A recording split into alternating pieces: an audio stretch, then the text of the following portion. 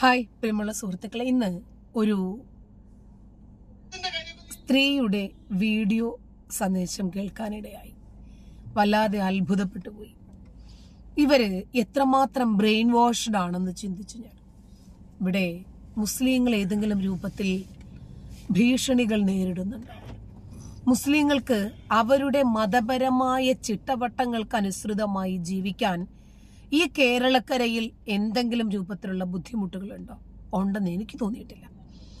കാരണം ഞാനും ഇസ്ലാം മത അന്തരീക്ഷത്തിൽ ആ ഒരു മതത്തിന്റെ ചുറ്റുപാടിൽ ശിക്ഷണത്തിൽ ജീവിച്ചു പാലിച്ച് ആ മതം തന്നെ ഇംപ്ലിമെന്റ് ചെയ്ത് ആ മതം മറ്റുള്ളവരെ കൊണ്ട് പ്രാക്ടീസ് ചെയ്യിപ്പിച്ച് ജീവിച്ചു വന്നിട്ടുള്ള ആളാണ്. എൻ്റെ വീട് വളരെ റിലീജിയസ് ആയിട്ടുള്ള ഒരു അന്തരീക്ഷത്തിൽ പോകുന്ന വീടാണ്.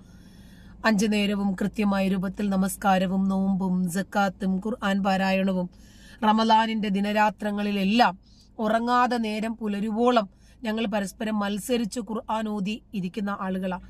കാരണം ഞങ്ങൾക്കൊരു വിശ്വാസമുണ്ട്, ലൈലത്തുൽ ഖദർ, അതായത് 1000 മാസം നമ്മൾ നിരന്തരം സൽക്കർമ്മം ചെയ്താലും കിട്ടാത്ത പ്രതിഫലമാണ് ഈ ഖുർആൻ ഇറങ്ങി എന്ന് പറയപ്പെടുന്ന രാത്രി നമ്മൾ എഴുന്നേറ്റിരുന്ന് ഖുർആൻ ഓതുകയോ അതല്ലെങ്കിൽ അള്ളാഹുവിനെ സ്മരിച്ചുകൊണ്ടിരിക്കുകയോ ചെയ്യുമ്പോൾ കിട്ടുന്നത് എന്നാണ് ഖുർആൻ പറഞ്ഞത്. അപ്പോ ആ ഏത് സമയത്താണ് ഖുർആൻ ഇറങ്ങിയതെന്ന് അറിയില്ല. അപ്പൊ റമദാനിന്റെ അവസാനത്തെ ഒറ്റപ്പെട്ട ഏതോ ദിവസം, അപ്പോ ഗൾഫ് കൺട്രിയിലൊക്കെ ഉള്ള റമദാൻ അല്ല, നോമ്പും പെരുന്നാളും ഒക്കെ മാറ്റങ്ങളാണല്ലോ. അപ്പോൾ അവസാനമുള്ള ഏത് ദിവസമാണ് ഒറ്റപ്പെട്ടത് എന്ന് അറിയാത്തത് കൊണ്ട് അവസാനമുള്ള 10 ദിവസവും മത്സരിച്ച് ഖുർആൻ ഓതിക്കൊണ്ട് ലൈലത്തുൽ ഖദർ പ്രതീക്ഷിച്ചിരിക്കുന്ന ആളുകളാണ്. അപ്പൊ എന്നിട്ട് കുട്ടികളൊക്കെ പഠിക്കുന്നുണ്ട്, നമ്മളൊക്കെ ഈ നാട്ടിൽ ജീവിക്കുന്നു, വിദ്യാഭ്യാസ സ്ഥാപനങ്ങൾ മറ്റ് ഒരുപാട് സ്ഥലങ്ങളിൽ വർക്ക് ചെയ്യുന്നു. നിങ്ങളൊന്ന് ആലോചിച്ച് നോക്കിക്കേ, ഈ കേരളത്തിൽ ഏതെങ്കിലും മുസ്ലിങ്ങൾക്ക് നീ മുസ്ലിമായി പോയി എന്നതിന്റെ പേരുകൊണ്ടോ വേഷം കൊണ്ടോ തിരിച്ചറിഞ്ഞിട്ട് അവരെ ഒഴിവാക്കുന്ന അപരവൽക്കരിക്കപ്പെടുന്ന ഒരു രീതി നമ്മുടെ നാട്ടിലുണ്ടോ? ഏതെങ്കിലും രൂപത്തിൽ മതപരമായ വിവേചനം നേരിടുന്നുണ്ടോ? ഒറ്റ വാക്കിൽ പറയാം, ഇല്ല. പക്ഷേ മതപരമായി മനുഷ്യനെ വിവേചനത്തോടു കൂടി തന്നെ കാണുന്ന വിഭാഗം ഒരുപക്ഷെ മുസ്ലിങ്ങൾ തന്നെ ആയിരിക്കും. കാരണം ഈ കുലസ്ത്രീകൾക്കൊന്നും അറിയില്ല ഖുർആനിൽ എന്താണ് പറഞ്ഞിരിക്കുന്നത്, മദ്രസകളിൽ എന്താണ് പഠിപ്പിക്കുന്നതെന്നും അവർക്കാർക്കും അറിയില്ല. അപ്പൊ അവരൊക്കെ സംഘപരിവാരങ്ങളോടുള്ള എതിർപ്പാണ് അവർക്കിപ്പോൾ മുസ്ലിങ്ങളോടുള്ള പ്രീണനമായി ഭവിച്ചിരിക്കുന്നത്. അപ്പൊ മുസ്ലിങ്ങളെ പ്രീണിപ്പിക്കാൻ കിട്ടുന്ന, അവരോടൊപ്പമാണ് ഞങ്ങൾ എന്ന് പറയാൻ കിട്ടുന്ന ഏത് സന്ദർഭവും വളരെ നല്ല രൂപത്തിൽ യൂട്ടിലൈസ് ചെയ്യാൻ ഇന്നിവര് പഠിച്ചിരിക്കുന്നു. ഇവരെ നിങ്ങൾക്ക് നിങ്ങളുടെ വേഷം ഇടാൻ പറ്റുന്നില്ലേ, മതപരമായ വിശ്വാസങ്ങളും അനുഷ്ഠാനങ്ങളും ഒക്കെ നിങ്ങൾക്ക് മുന്നോട്ട് കൊണ്ടുപോകാൻ പറ്റുന്നില്ലേ, വിഷമിക്കണ്ട, നിങ്ങളോടൊപ്പം ഞങ്ങൾ ഉണ്ടാകും കേട്ടോ, അങ്ങനെയൊക്കെ ഇവര് പറഞ്ഞ് ഇവിടെ എന്തോ മുസ്ലിങ്ങൾ ഭയങ്കരമായ ഭീഷണിയിലാണ്, അവർക്ക് ഈ കേരളക്കരയിൽ ജീവിക്കാൻ വയ്യ എന്നൊരു അന്തരീക്ഷത്തിലാണ് എന്ന് നമ്മുടെ നാട്ടിലെ ചില ഹൂറി പെണ്ണുങ്ങളാകാൻ തയ്യാറായി നിൽക്കുന്ന ഹിന്ദു സ്ത്രീകൾ ചിന്തിക്കുവാണ്. ഒന്ന് ആലോചിച്ച് നോക്കിക്കോ, സാക്കിർ നായിക്കിനെ പോലെ ഒരു കൊടും ഭീകരൻ അദ്ദേഹം പറയുവാണ് ഇവിടെ എന്തോ അയാള് പ്രശ്നങ്ങളിലാണ്. ആര്? ഏത് നാട്ടിലുള്ള മുസ്ലിങ്ങളാണ് പ്രശ്നക്കാര്?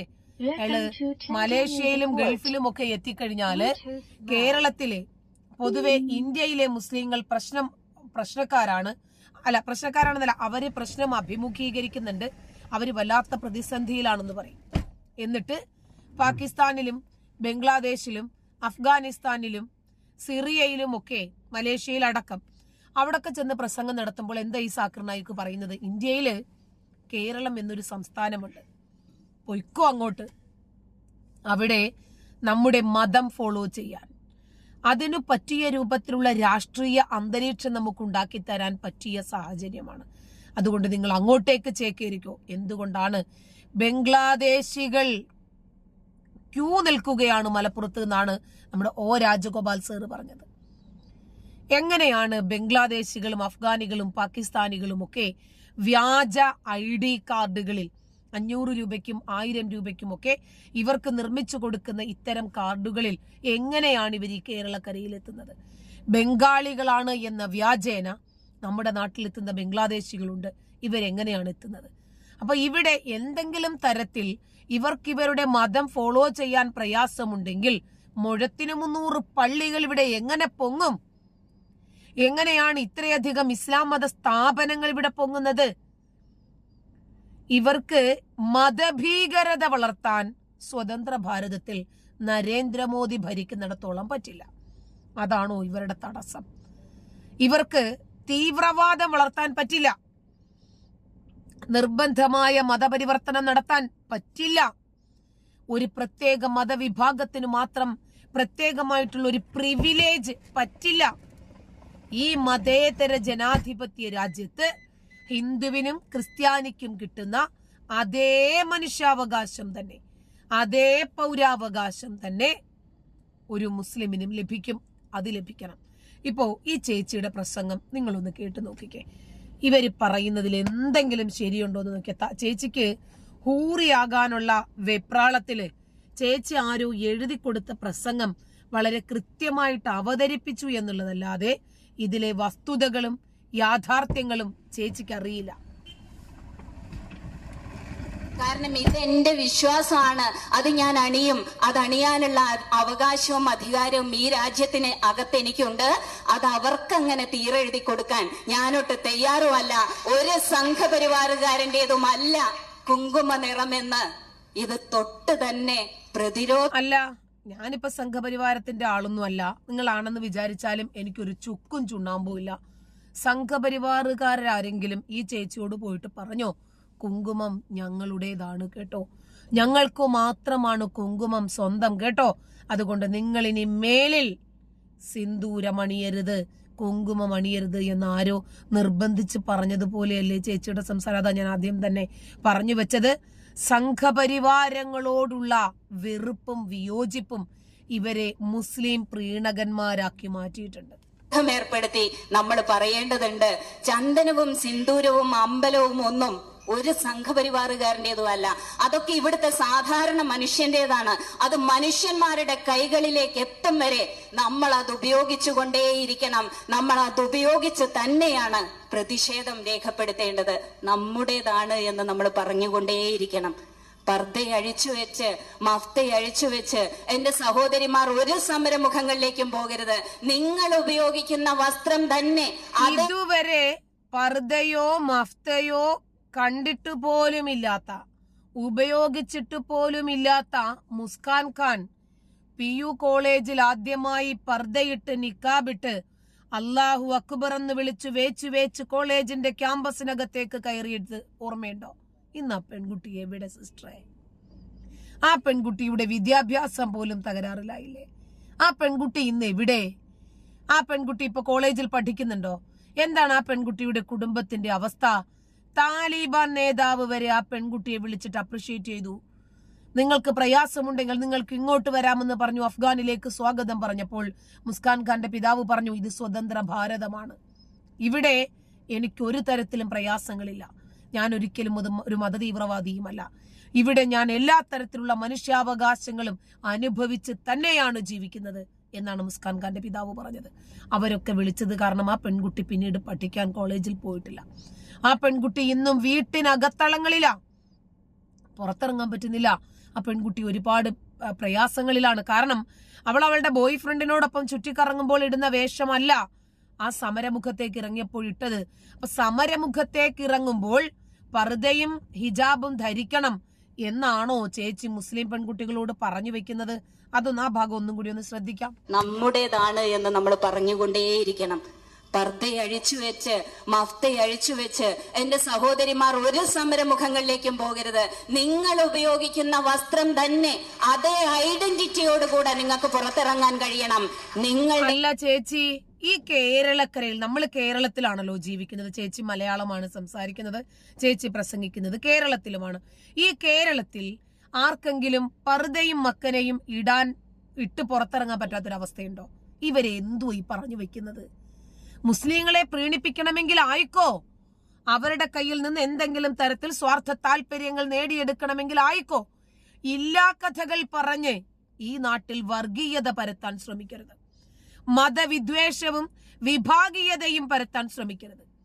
പൊട്ടും തൊട്ട് ചന്ദനവും ഇട്ട് ഒരു ഹൈന്ദവ നാമധാരിയാണ് എന്ന് കരുതി ഒരു മുസ്ലിം വേദി കൂടി കിട്ടി, മുസ്ലിങ്ങൾ കുറച്ചുപേരെ കൈയടിക്കാനും മുമ്പിൽ കിട്ടിയാൽ എന്തും വിളിച്ചു കൂവാവുന്ന ഒരു വേദിയായി കേരളത്തെ മാറ്റിക്കൊണ്ടിരിക്കുവാണ് ഇത്തരം വർഗീയവാദികൾ. ബാക്കി കൂടി പറയട്ടെ. ഐഡന്റിറ്റിയെ അവർ ചൂണ്ടിക്കാണിച്ച് ഭീഷണിയുമായിട്ട് വരുന്നുണ്ടെങ്കിൽ ഒരു കാര്യം ചേച്ചി, പർദ്ദയും മക്കനയും ഇട്ട ഒരാളും ഈ കേരളക്കരയിൽ ഇന്നേ വരെ ഭീഷണിക്ക് വിധേയരായിട്ടില്ല. അത് നിങ്ങൾക്കറിയാമോ?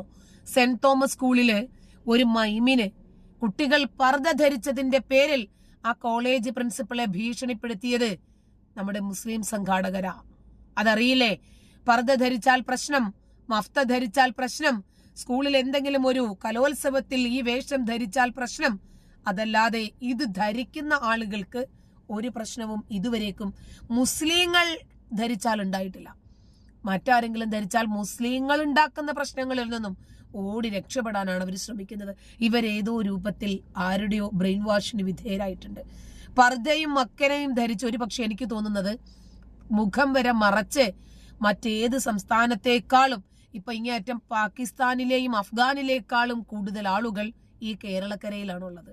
കണ്ടാൽ ഇത് അഫ്ഗാനാണോ എന്ന് തോന്നിപ്പോകുന്ന രൂപത്തിലുള്ള മുസ്ലിം സ്ത്രീകളുടെ വേഷവിധാനം നിങ്ങളും കണ്ടിട്ടില്ലേ? ആർക്കാണ് ഇവിടെ ഇസ്ലാമിക രൂപത്തിൽ വേഷം ധരിക്കാൻ വിലക്ക്?